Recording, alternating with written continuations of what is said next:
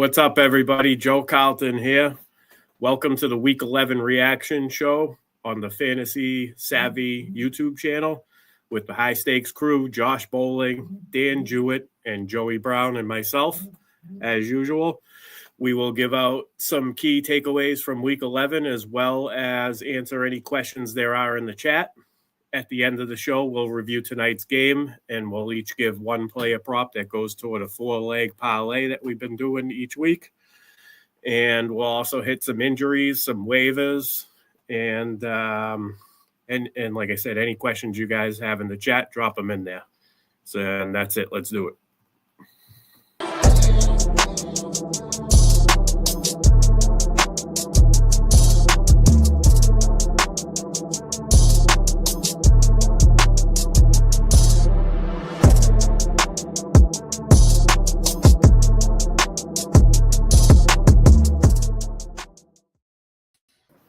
What's going on, fellas?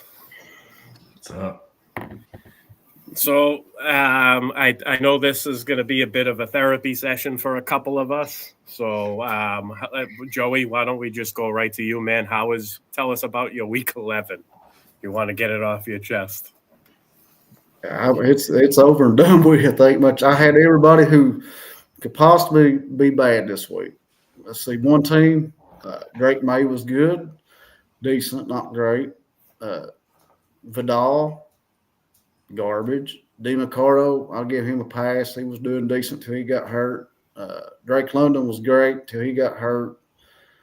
Waddle was nothing. Abuka was nothing. Loveland was so-so. He's better than Kate Otten. But Quentin Johnston, a no-show. Like I said, the Chargers was already on a bye. That whole team was garbage. I mean, they're a fraud, too. And there I did. I showed that lineup I showed you guys for the Fanball DFS. I had the Chargers stack that did nothing. So I did not win a primetime seat this week. It is what it is. I mean, I hope none of you have a bad week as I did, but. Well, yeah. So what's this? So what's the low scoring week do to you? How far behind does it put you? I'm about 50 out, 52. But he ain't got nobody going. So you still got 3 weeks to go. So, and I know you mentioned Waddle being on a bye next week, but I mean, you got to stay positive, Joe. Oh yeah, I will. I mean, at this point, you just want to get in. Maybe it is a couple week absence for Drake London, but why would you bring him back? 3-7. I mean, Penix is out. It should be all B. John and Algier, I guess. Kyle Pitts is a fraud too.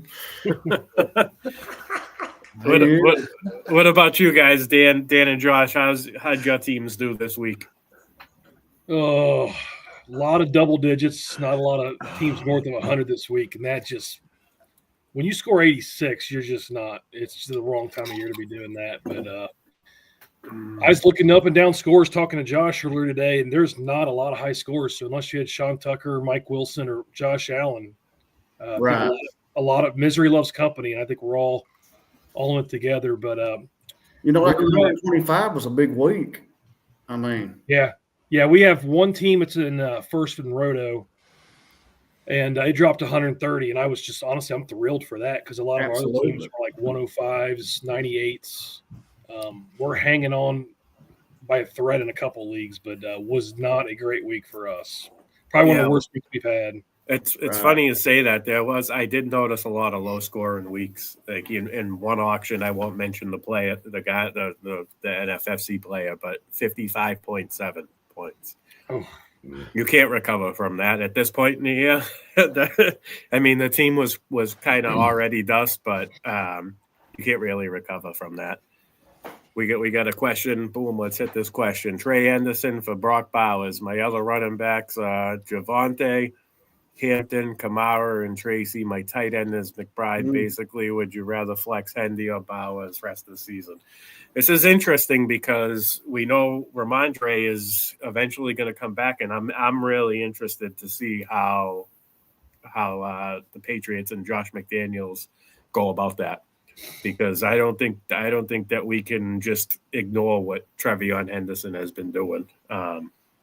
So It's an interesting trade, but you know what? I think that Kamara is like a borderline RB2-3 flex.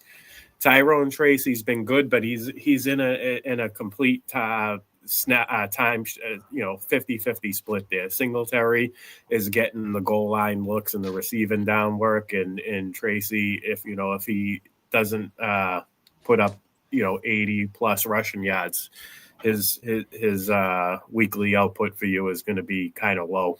I don't think he's got much of a ceiling as long as Singletary is there. So I think I would stick with Henderson here. What do you guys think? Oh, trade Henderson for Bowers.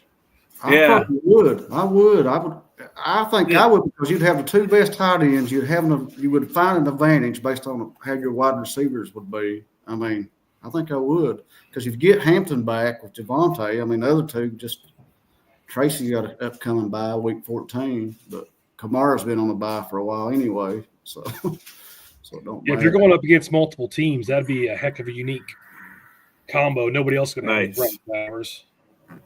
Mm-hmm. Triple R Fina, appreciate you tuning in. Appreciate you subscribing to the channel, man. Steve does great work. He lets us do this show every Monday, so yeah, appreciate you having in here. I mean, all four of us tried to find an advantage somewhere in the roster. So I mean, if you can have Bowers and McBride, I mean, you're looking at if Bowers gets back to the way he was, 40, 45 points a week for both based on scoring format, probably a PPR. But yeah, I will say this though: if you do make that trade, put Bowers at tight end and Trey McBride in the flex spot. Don't do it the other way around. I don't know why, but just do it that way. Just wanted to throw that in there. No.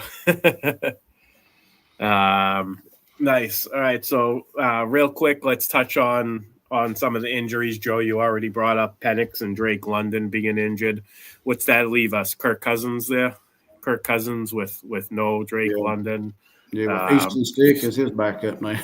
Sounds like Bijan's gonna have to carry the weight for the rest of the for the time being, at least until like you said, if they shut Drake London down with them being 3-7, then I don't know how do you guys think Bijan fares rest of the year? You think his numbers take a little hit because defenses will be able to key in on him more, or what's your thoughts, Dan, on that?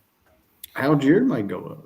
I was going to say I might keep an eye on Algier, because if the Falcons are trending that way, I'm not giving Bijan 25 carries a game. I'll give him 15 and give Algier the rest, save his legs. Yeah, that's definitely something to keep an eye on. Josh Jacobs pick up a knee injury. Looked like it was Manuel Wilson, probably. Manuel Wilson, yeah. Manuel Wilson was the guy. He played 71% of the snaps after that. He ended up scoring a touchdown too, I believe. I don't have the box score up right now, but let me see. I'll get his exact line real quick, because I know he did decent.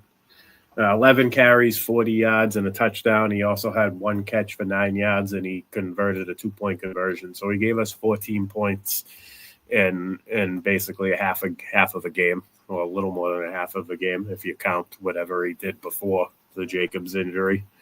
So that's their running back you want to have there from Green Bay.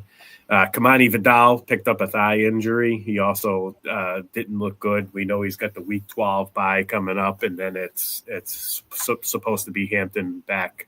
So I think we're done with Kamani Vidal as a fantasy asset for at least redraft anyway.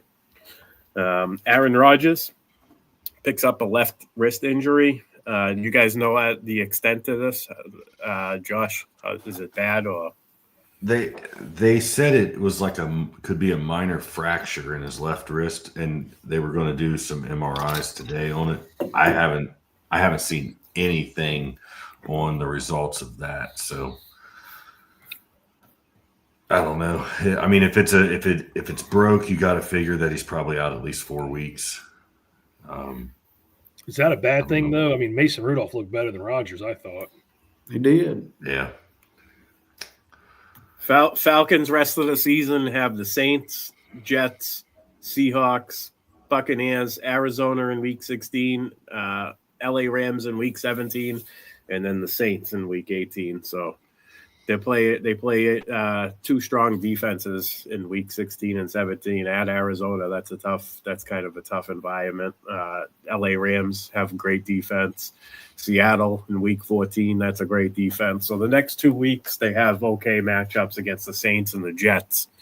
But no one cares about the Falcons. Down by 1 tonight. I have Brock. They have Ferguson and the Cowboys D. What do you think odds I have to win? Let's see. Ferguson and the Cowboys D versus Brock. Depends on the defense scoring. Yeah, really. it's gonna be close. I would say 46%, just because you're outnumbered. So I'll say 46%. Boys need some advice. League leader in a dynasty league wants Puka from me. Reckon I could push for A-Chain and Pickens. This is a tough one because I really like Puka long term for dynasty. So A-Chain and Pickens is pretty fair return. It's just whether or not you. If you think you're gonna win next year, I would hang on to Puka. But if you're looking to add depth and do like some sort of a rebuild or a facelift with your team, then I guess I don't hate that trade.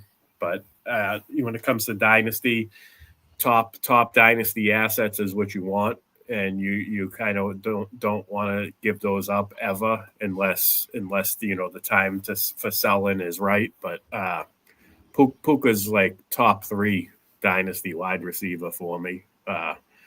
He's a beast when he's on the field. He's scoring 20+ points almost every time. Yeah, so that's a tough one. It all depends on the context of your team going forward over the next 2 seasons. Yeah, we did see Jamar Chase. He spit on Ramsey. He got suspended for 1 game, which is good news for me because I am a Patriots fan, and that's who they are playing. I will say this. I know you guys mentioned it when we were off air, but just before we went live, with Gonzalez being on T. Higgins, I'm going to say this now. T. Higgins is the exact type of wide receiver that Gonzalez can be beat by.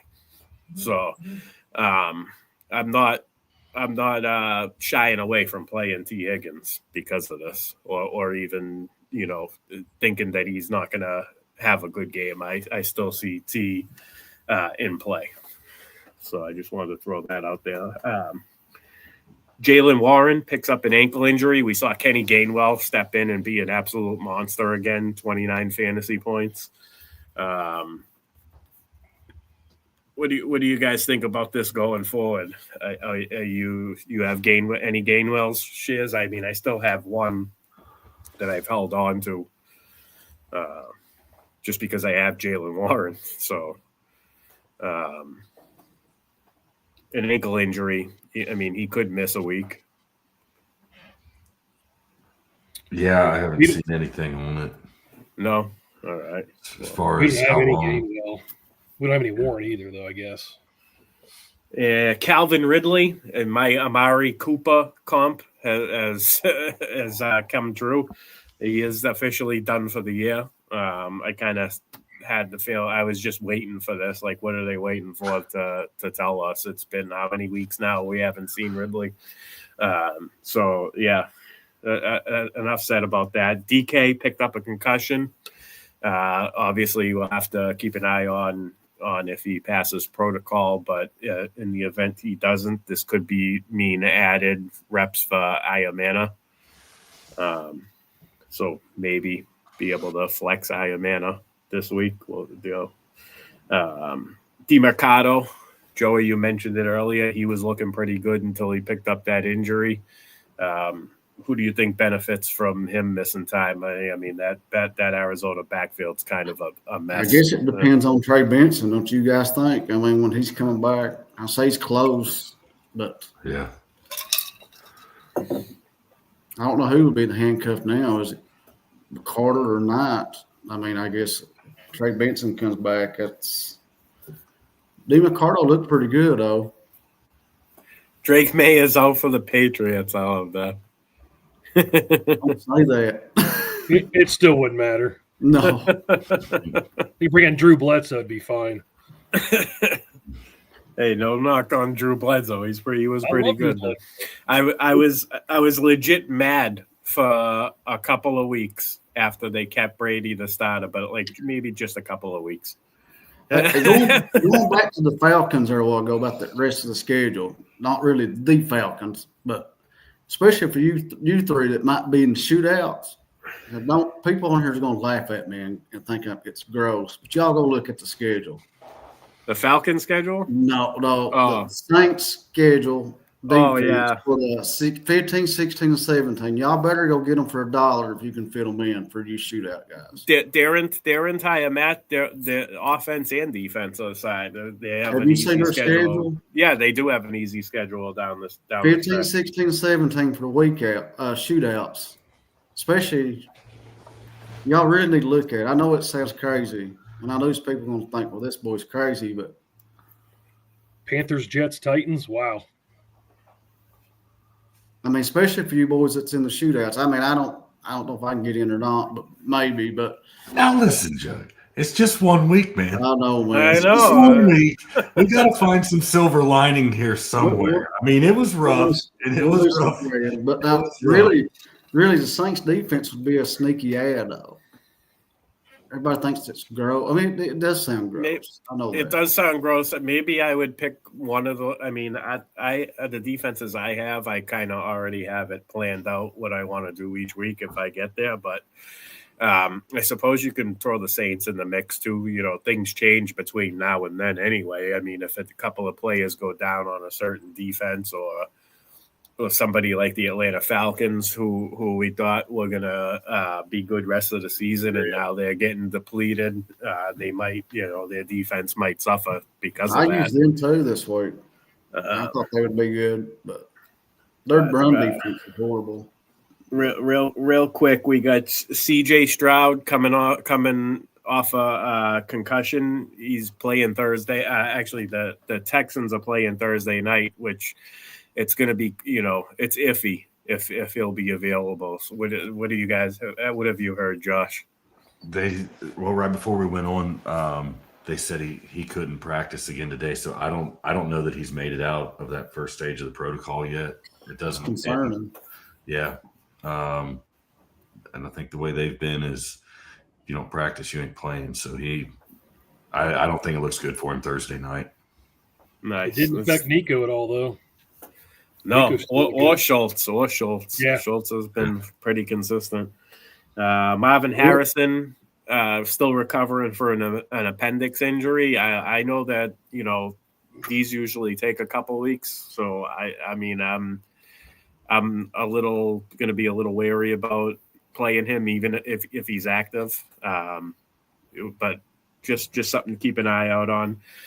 Garrett Wilson hit the IR. He's going to miss at least 4 weeks with re-injured the same knee. I personally think he might be done for the year, but if you have an IR spot, throw him on there. If you play in a league with deep benches, I guess hang on to him. But if you're having a short bench and you need to prepare that team for the playoffs, then you might want to cut him. I don't think it's going to be worth him coming back in week 16, week 17, coming back off of an injury, not 100%, not into game speed. You don't know if he's going to be productive immediately, so he might be worth a drop. Yeah. And Tyrod Taylor has been named starter over Justin Fields for the Jets this week. Any thoughts on that, guys? Joey, Dan? Does it matter? They don't have any weapons. They don't have a quarterback. Does it really matter? I mean, he just got to throw the ball for more than 100 yards in a game, and I think people will be at least happy to see that. Maybe Mason Taylor will be relevant again. Yeah. Harlan Wag has a question. Needs some help here. Current team, 14-man PPR. quarterback Baker, running backs Genti, Kamara, wide receivers Puka, Olave, Zay Flowers, Quentin Johnston, tight end Laporta and Fannin. Should I trade Puka and Kamara for Saquon and Nico? Yeah, I think I like that. Yeah, because you're upgrading at running back and you're basically making a lateral move at wide receiver. I mentioned how much I like Puka earlier. That's dynasty, completely different. This is redraft. So, yeah, we like that trade. We didn't mention this one in the injuries. Laporta's on IR. Yeah. That was late in the week that he hit the IR. Didn't see Back injury, wasn't it? Yeah, I didn't see that coming. So that one hurt, and then It really affected their offense last night, I think. J-Mo still had a good game. Yeah, St. That's who Brown. benefits the most because Brock Wright didn't. I don't even think he caught anything, did he? You know, he was questionable because he was dinged up. So, you know, on I think it was Saturday, it was a little questionable, and if he was even going to be playing Sunday. So, yeah, I think it hurts. It hurt the Sun God because he only went 2 for 42. Obviously, defenses have more options, you know, without their top tight end. Laporta's pretty good. I consider him a top 5 tight end. Did you guys see that Gibbs, 36% of Goff's first read was Gibbs this week? So I think Gibbs benefits more than anybody with Laporta being out. Yeah, that's what happens when you get under pressure too. Philadelphia, you know, gets when Goff is under pressure. You know, he kind of his what's the word I'm looking for? His layers as a quarterback just aren't there. He's gonna hit those quick reads. So good point, Dan. Absolutely. All right, so now that we got through that, we hit the questions in the chat. We'll go around the horn and we'll get some takeaways. So we'll go. I'll go. I'll start with Dan, then we'll go to Joey, then up to Josh. So Dan, anything you want to share with us that you took away from Week 11? Yeah, I always try to stay positive. There's not a whole lot of positive this week, but I will say, as an NFL fan, the Seattle Rams game we were all looking forward to.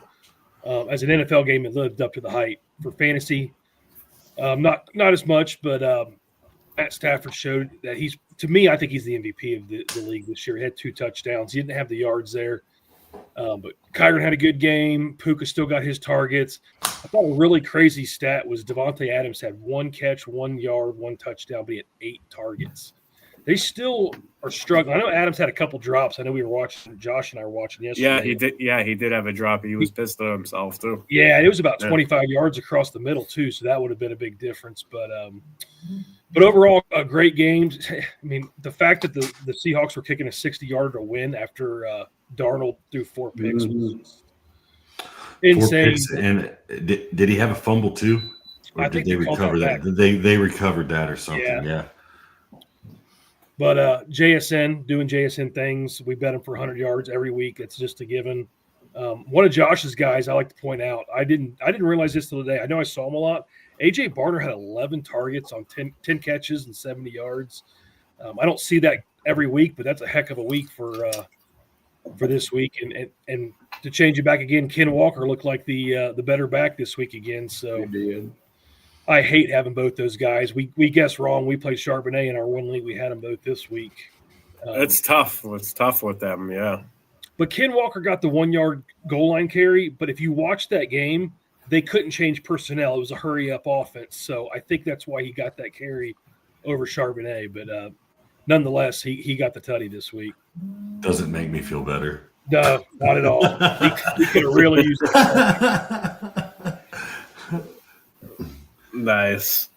That's a week 16 rematch, and I'm looking forward to that because it's going to be interesting to see. I mean, I can see those 2 teams are going to run into each other again in the playoffs too. If everybody stays healthy, gets healthy, whatever.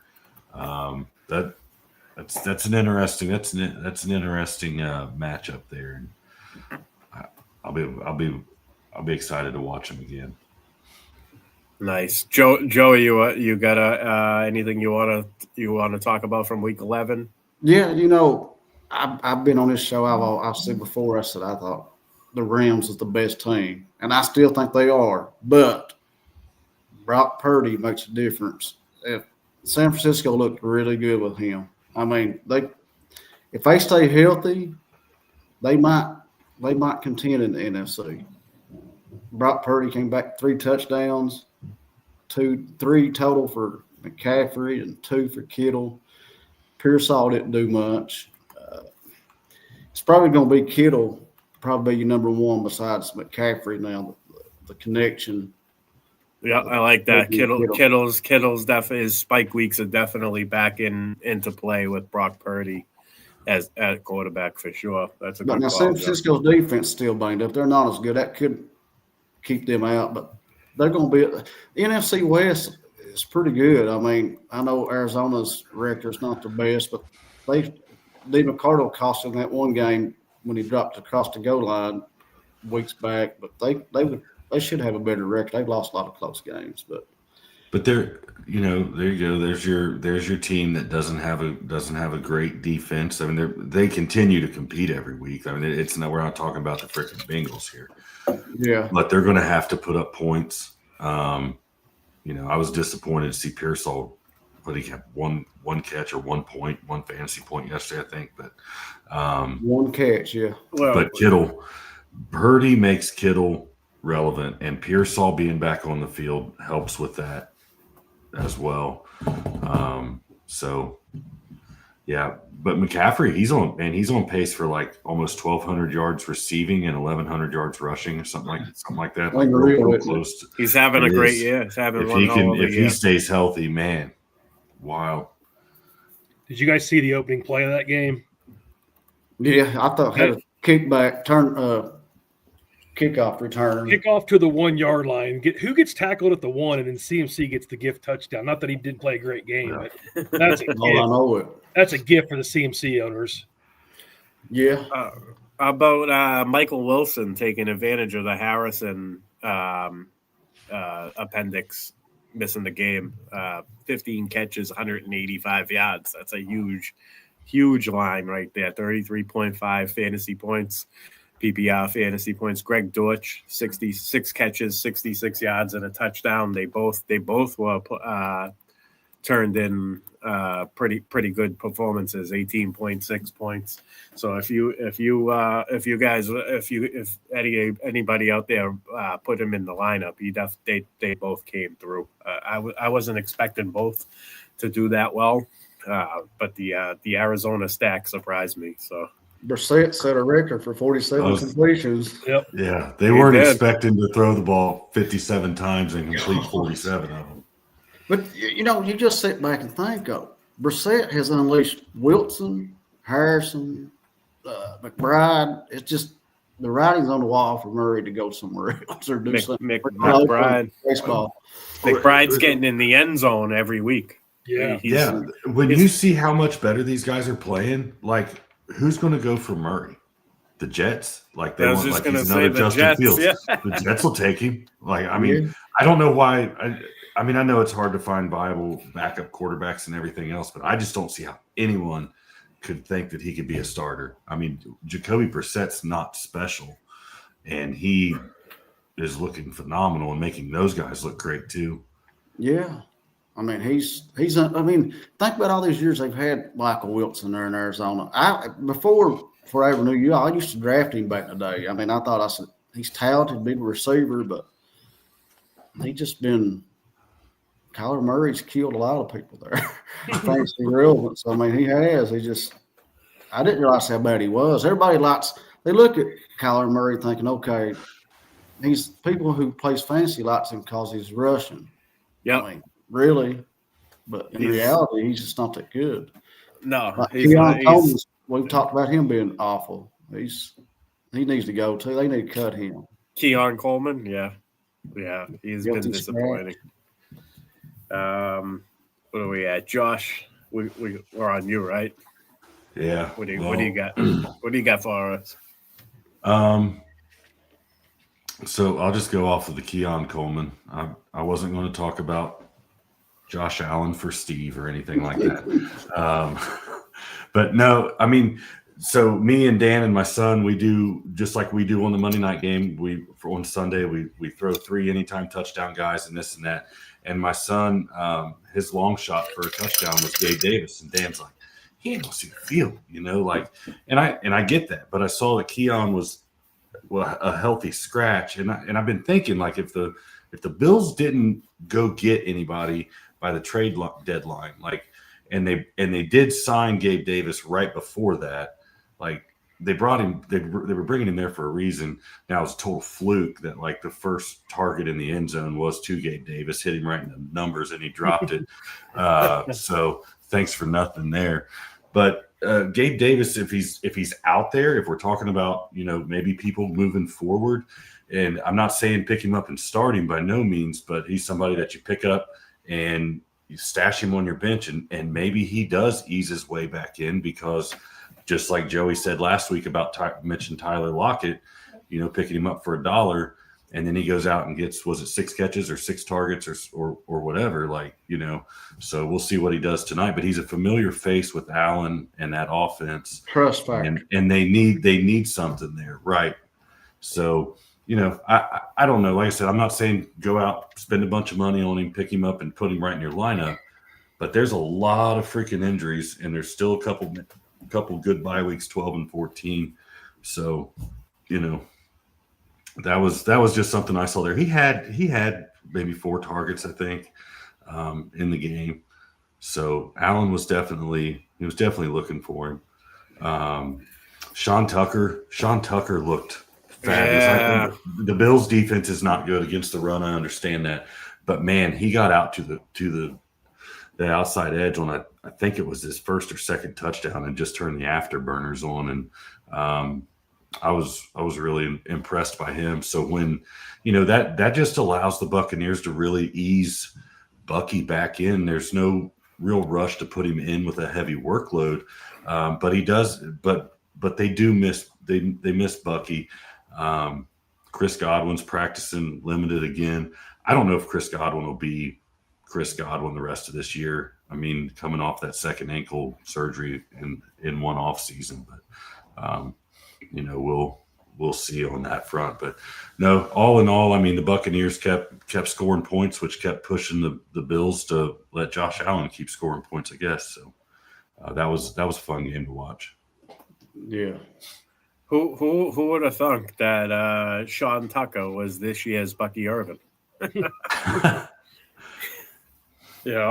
True. He's been pretty good. I have him in a dynasty team. I should probably, I don't know if I should hold him or sell him high while I can.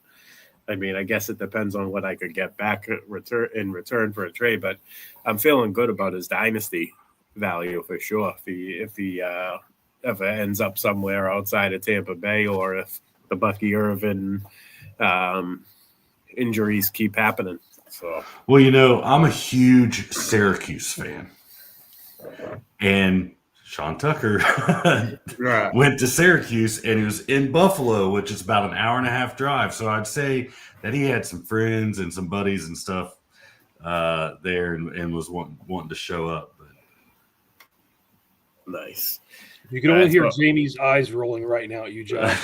My wife might be a Syracuse nut. Yeah. Nice. I'm going to bring up Christian Watson, because I played him in a few spots and he came through. Unlike you guys, I didn't have that much of a depressing week. Most of my teams contending had a good week, which I believe I have 5 teams contending for a shootout playoff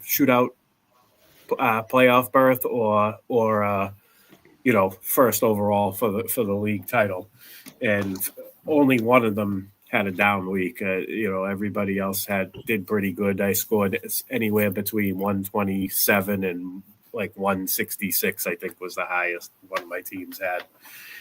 And Christian Watson definitely came in clutch for me with the 2 touchdowns, 4 catches, 46 yards. I think he looks pretty good. with as long as Jaden Reed's out of the lineup. We know Dobbs has been banged up week to week the last couple of weeks. Dontavian Wicks, Savion Williams, they're not really much of a threat. Matthew Golden has also been banged up, but he's pretty much been kind of underachieving so far this year in his rookie year. I don't know if it's because of the way Green Bay operates their offense and they spread things around, and he hasn't been able to catch any rhythm, or he's just struggling to get open Jordan and having some a connection with Jordan Love. So I like Christian Watson going forward. I'm confident in plugging him in at the flex spot from here on out. Giants running backs we talked about already. Pretty much an even split. I still like Singletary slightly more if I have to pick one, but again, bye week fill is in emergency flex or emergency RB2 situations only. Wandale, there was, we thought, Jameis Winston would make these guys more fit, the pass catches more fantasy relevant, and that wasn't the case. Theo Johnson, only 3 catches for 36 yards. Wandale, only 4 catches for 36 yards. More of the running backs were involved. That's kind of the nature of going against Green Bay defense. Their pass defense is pretty good. Their pass rush gets after the quarterback. So maybe we get a better Jameis Winston game next week. Plus, one of our guys that you've added, but last year, Isaiah Hodgins, he finally showed he's back in. They dug him out from the deep depths of the practice squads and wherever else he's been. I had 5 for 57 on 6 targets. We picked him up last year, didn't we? You see him quite a bit. I thought it was 2 years ago. I think it might have been 2 years ago. Yeah, when he was good down the stretch. I remember that. Mm-hmm. They get to go to Detroit next week, so maybe they'll be forced to air it out. Yeah. So maybe we get a better Jameis Winston New York Giants pass catcher game next week. Dan, we'll go back to you. What else you got? You want to talk one about? of the other 4:00 games that we had on here at the house. Kind of by default, we wanted to watch the Broncos because on Josh and I's best primetime team, we went 4 wide receivers heavy, and we're doing really good. We were in second place there for a while, and we took Dobbins and Harvey. And obviously Dobbins being out, we had Harvey this week. We were forced to start him. I wasn't expecting a ton from Harvey, but I was kind of disappointed this week. I feel like Sean Payton is just not using him right. He had 3 catches on 3 targets. Watching the game, I think Josh heard me yell this about 400 times, but Evan Ingram's getting short passes, Cortland Sutton, Pat Bryant, Franklin, everybody's getting the short catches. Why aren't they using Harvey like that? But instead, they're running Harvey up the gut. He had 11 for 30, and that's just not the way to use R.J. Harvey. So they got Washington next Sunday night, so I'm really hoping they maybe change the game plan up a little bit for him. But McLaughlin did get 6 carries in that game, and then Bidet didn't get anything. He was just basically playing third downs. I think he had 1 catch. But Bo Nix doing Bo Nix things didn't look great to me. Still ended up with almost 300 yards.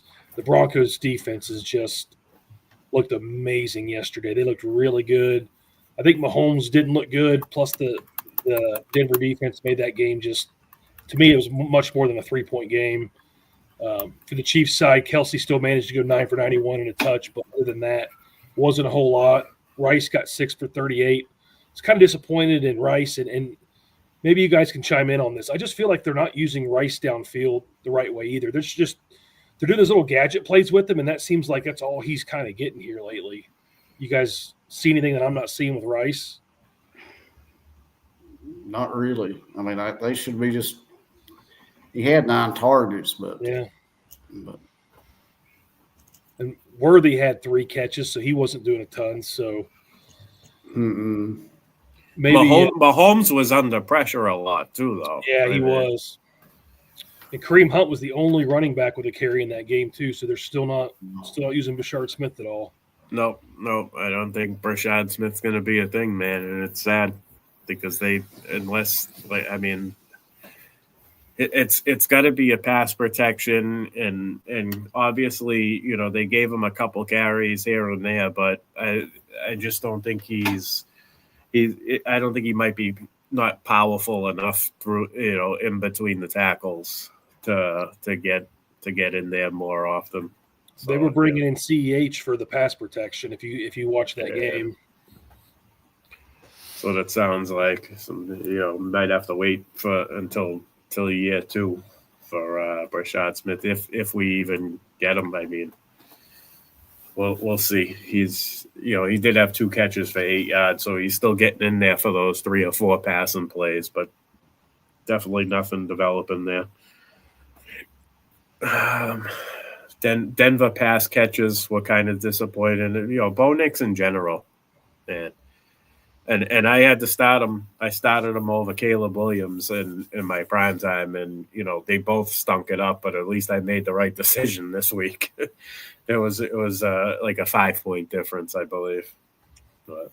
Which, I mean, Steve Spagnuolo puts pretty good defense out there too. I mean, Chiefs, they do got a good defense, and he's a good defense coordinator. He has been for years. So, Joey, you got anything else? Any other bullet points? You, I'm gonna tell you this much. I think Minnesota's in trouble with JJ McCarthy. I don't think he's and it's starting to brew out there. You never ever see Jefferson getting agitated, but almost he's not AJ Brown just yet, but it's coming. I mean, O'Connell's pretty good at getting people right, but who knows if he was really hurt that long? I don't think he wasn't ready, was he, when he first came out earlier in the year? I don't think they hit him. I think basically, but Minnesota's in trouble. Maybe he can turn the switch and get better. I don't know. Man, it's an accuracy thing. Like, I mean, he's got to dial it in a lot because he's got. I mean, they've got pass catchers, but he has absolutely killed Justin Jefferson, Jordan Addison's.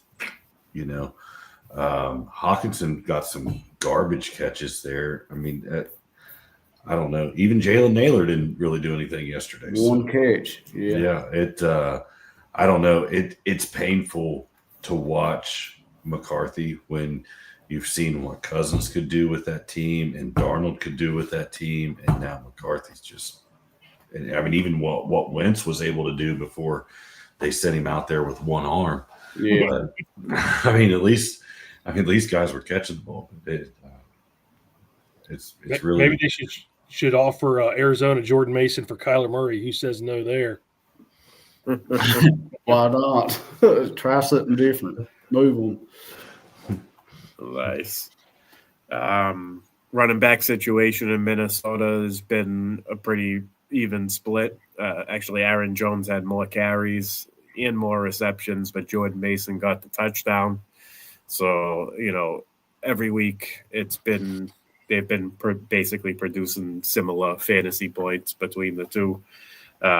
Chicago running backs, also the same. It's been pretty much a split. I feel like DeAndre Swift value taking a little bit of a hit with Monangai getting consistent run the last couple weeks. He's getting the goal line carries. He had 1 touchdown that saved his fantasy day.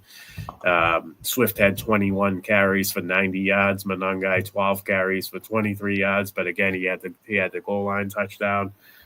He also had 1 catch for 14 yards. So again, a split in fantasy points: 9 for Swift, 10.7 for Monangai. Bears pass catches couldn't get much going. Minnesota, very solid defense. DJ Moore, only 2 touches, much different from the previous week. 3.1 fantasy points. Dunze, 2 catches, 41 yards. Luther Burden, I mentioned him last week as a nice little stash. Somebody that if available in your waiver wire, I'd add him. I actually picked him up in a couple of spots last week. That's why I mentioned it. 3 catches for 27 yards. I feel like he's been getting more and more involved over the past 2 or 3 weeks. So just something to keep an eye on, stash if you have the room, because we know he's probably your number 2 over Moore. The way DJ Moore. I mean, DJ Moore Yeah. is playable. right. DJ Moore is very. It seems like he's been very game plan specific. So if it's not a man-to-man coverage and it's more zone, I feel like Odunze does better against zone and DJ Moore does better against man.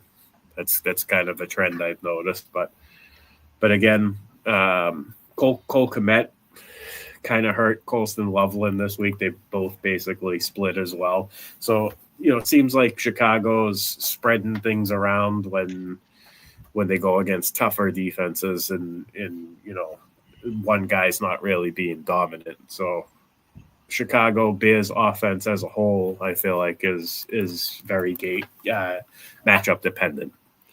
If you're looking for ceiling weeks, of course. So just something to be cautious about with your Chicago Bears players. Who we on, Josh? Well, I'm a big tight end guy, and maybe the tight end play of the week was Mark Andrews with the lining up for the tush push and rolling out with the bootleg and going 35 plus yards to the house. Some blazing speed once he got out, once he made that turn. I kept thinking they were going to catch him, and he got there. And the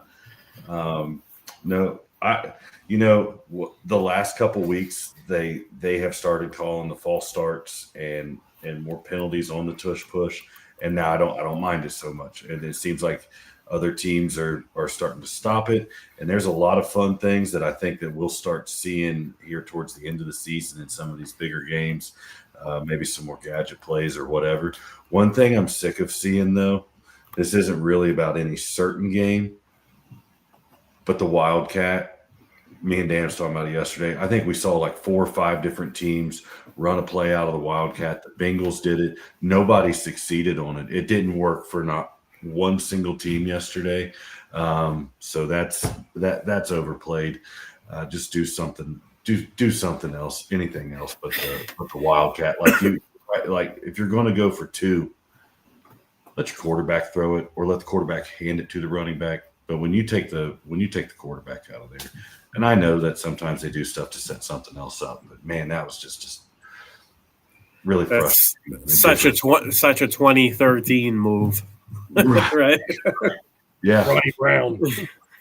Yeah. Tim Tebow era. Between it's almost like we're trying to reinvent the wheel. We're making football too hard. And the Lions last night, 5 fourth downs that they failed on. It's a 7-point game, and you take some of those fourth downs and you don't give the Eagles that field position. You punt it away or you kick field goals, but it was windy there. But I don't know. It's like sometimes, man, let's just not overthink this. Yeah, their game plan was terrible. I thought in order for them to beat Philadelphia, they needed to run the ball and then run the ball some more. You have Montgomery and Jahmyr Gibbs. Philadelphia at home. The only weakness in the defense that they have at home is against the run. You wanted to keep not that Philadelphia offense did much, but I feel like they wanted to win the time of possession war. I mean, they only had 18 carries altogether. Montgomery 6, Gibbs 12, and they didn't even go over 70 yards. They had 66 rushing yards between the two over 18 carries.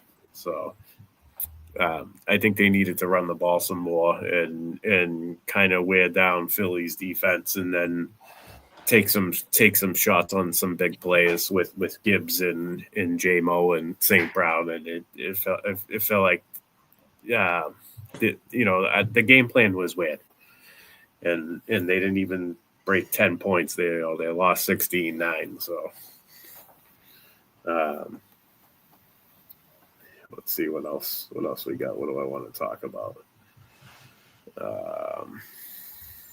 Before we jump over to the Monday night preview. So we didn't talk about Pittsburgh. Actually, we did talk about Pittsburgh because it was just the running backs. Aaron Rodgers got hurt. DK Metcalf has been disappointing all year, so it's not like much is going to change. I don't see him getting any better or any worse without Aaron Rodgers. Carolina, Bryce Young with the big monster performance. 31 for 45, 448 passing yards, three passing touchdowns. Ted McMillan finally had a breakout game. 8 catches, 130 yards, 2 touchdowns, gave us 33 PPR fantasy points. Even Leggett had a decent line with 4 catches, 83 yards, and a touchdown. Looking at the running back situation, it's pretty much all Rico Dowdle now, 19 carries for 45 yards. So he wasn't that efficient running ball, but he did have 5 catches for 55 yards to save his fantasy day, 15 PPR fantasy points. I would say that you could pretty much plug Rico Dowdle in as an RB2 going forward. And, of course, what Ted was the McMillan. snap? Jalen Coca looks like he had his first double digit. He ran more routes than Leggett. I'll bring it up right now. Give me 1 sec. Sorry. Receiving. There it is. We got 52 pass plays for McMillan, 34 for Leggett, 42 for Coca. Mm-hmm. What about Dowdle and Hubbard? What was their snap shares? Josh, it's interesting. It was 62-14. Was it Dowdle? Yeah. But I'm gonna go against Joe here a little bit. I think Chuba looks better than Dowdle right now. It was Dowdle for 3 or 4 weeks, but I think you might see Chuba get some more carries next week. He looked more explosive than Dowdle to me. He only had 4 carries, so maybe it was just being fresher. It could have just been those 1 or 2 drives that we saw. Yeah. I would have swore he had more than 14 snaps or whatever.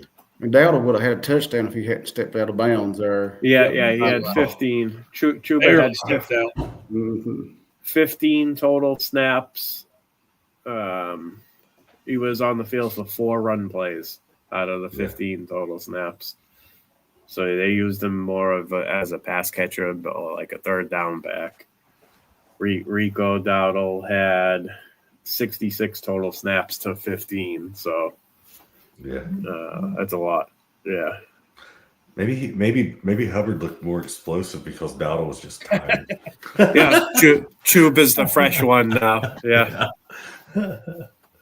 I like Hubbard too. I've liked him the last couple of seasons. You might be onto something, Dan. Maybe next week and going forward they do work Chuba in a little bit more just because of the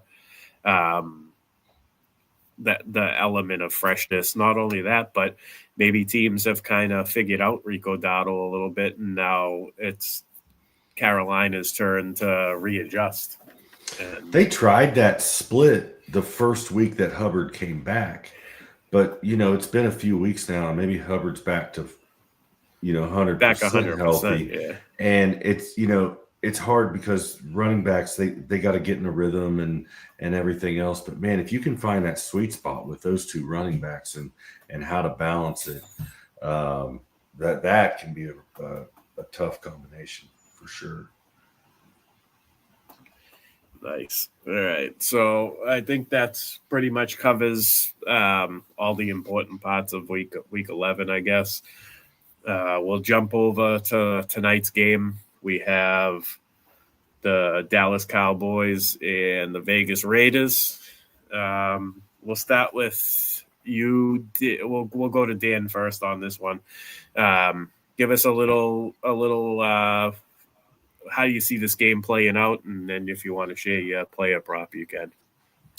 Yeah, well, normally I'd say with the poor defensive play, we should have a decent game. But the last Thursday, Sunday, and Monday night, this game's probably going to be 10-4.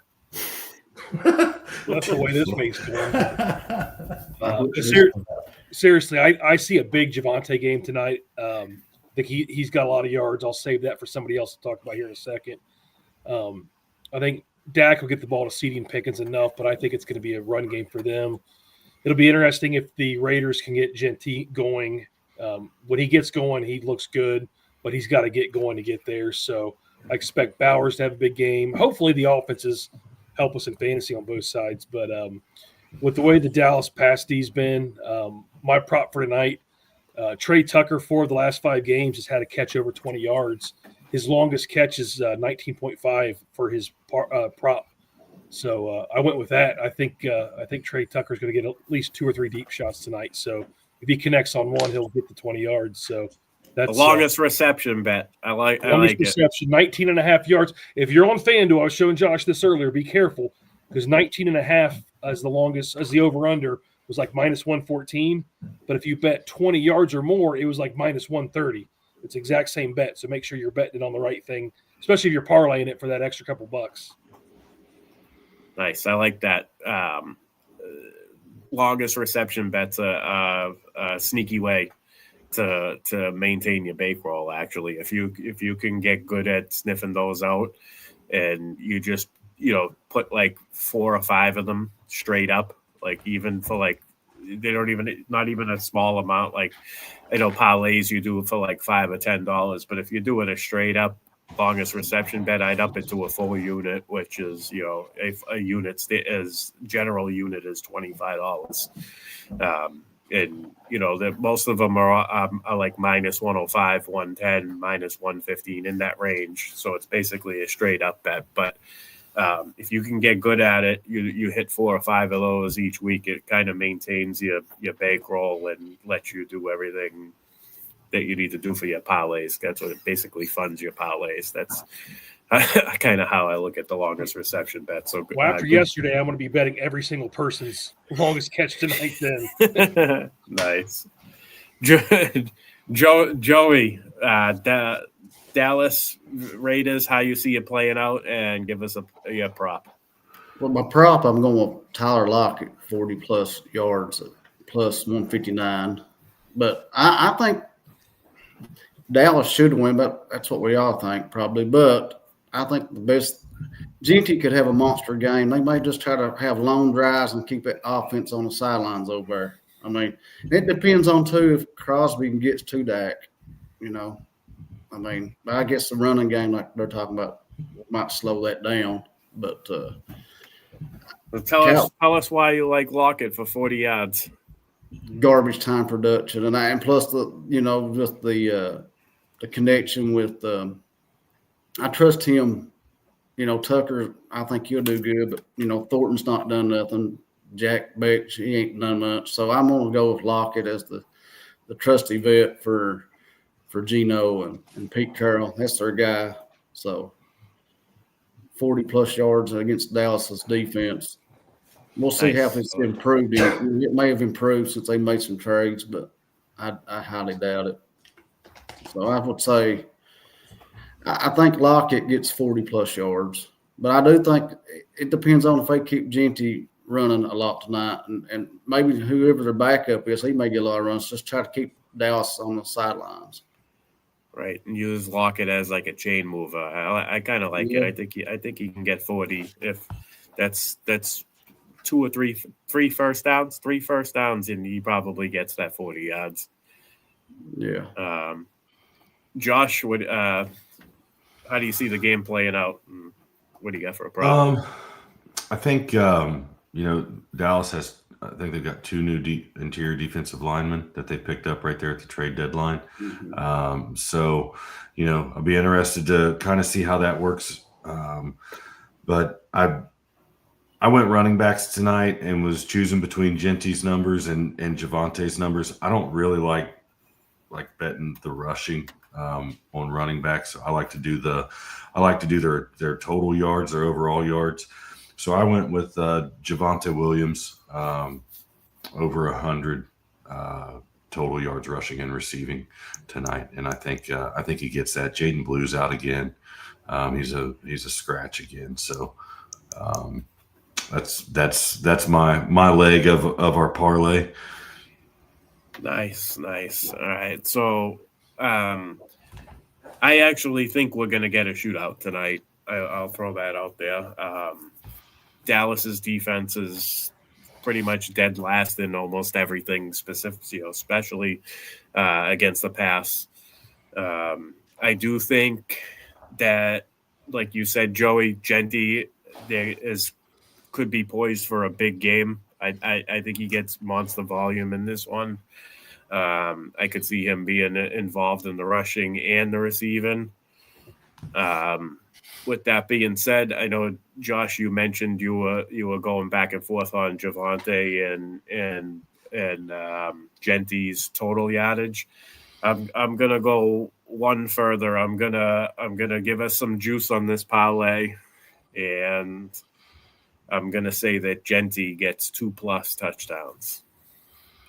Oh man! Oh man! We're gonna be rich tonight. I believe it's plus 400, but I'm feeling a 2-touchdown game out of Genty just because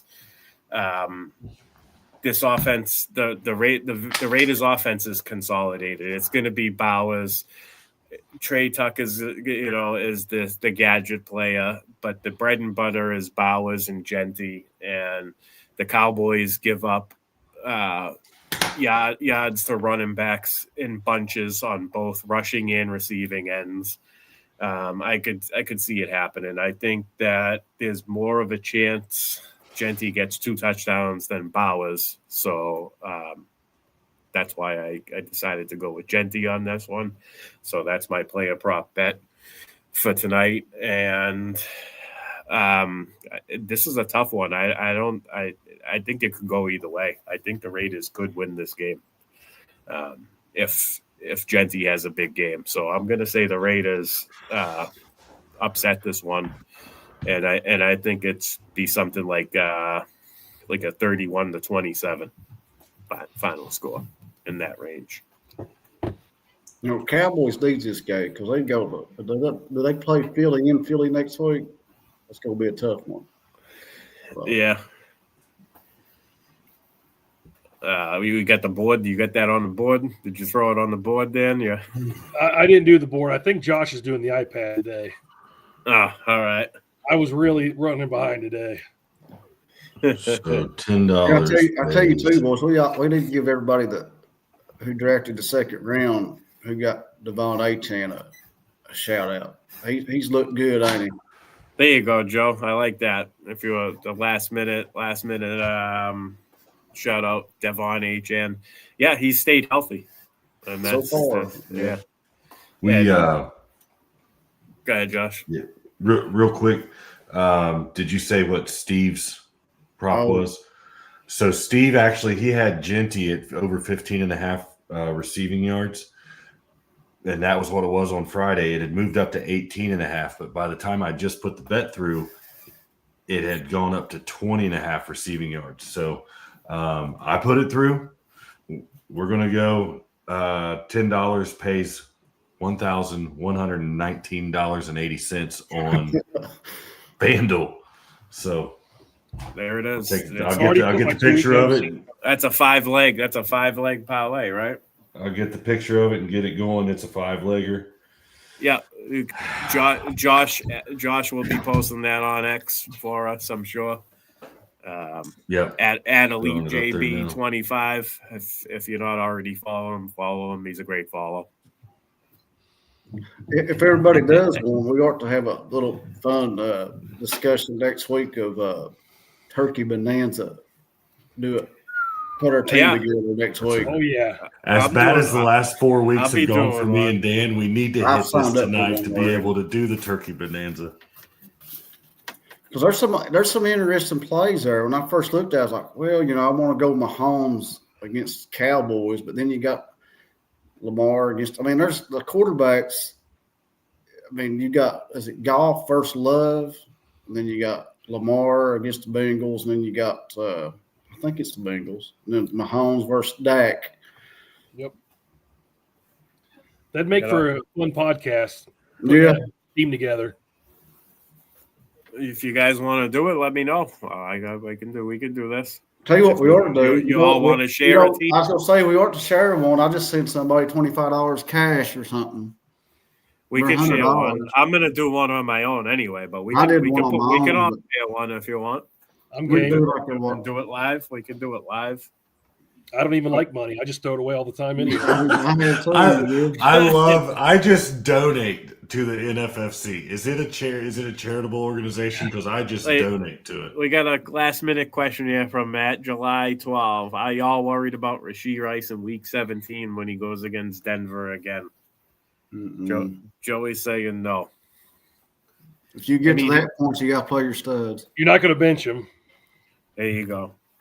And Andy Reid gets creative. I mean, he just like Mahomes just tosses him one round. He can run in and get away from Surtain, so it don't matter. And not only that, but something tells me that's going to be a very important game for the Chiefs. Yeah. In case you guys anybody hasn't realized this, all three teams that are currently in the wild card spot in the AFC all have the tiebreaker over Kansas City.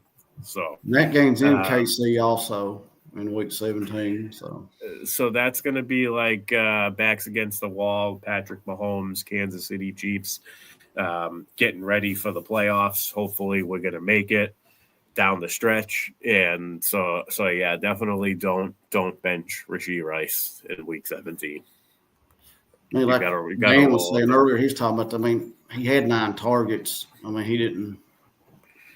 I look at targets a lot, see who's involved. So he's a big part of their offense. It's him and Kelsey. Nice. Well, the thing about the Chiefs is their backs are up against the wall now, so they can't play cute and try to hide stuff. They've got to come out and just throw everything they've got. So I don't mind having pieces of the Chiefs moving forward because they're not going to pull any punches. They got to go after it. Plus, if the refs have Rashee Rice on their fantasy team, then you know he's going to do good. I'm just kidding, Roger. I'm just kidding. Nice. Salty right. Bengals fan.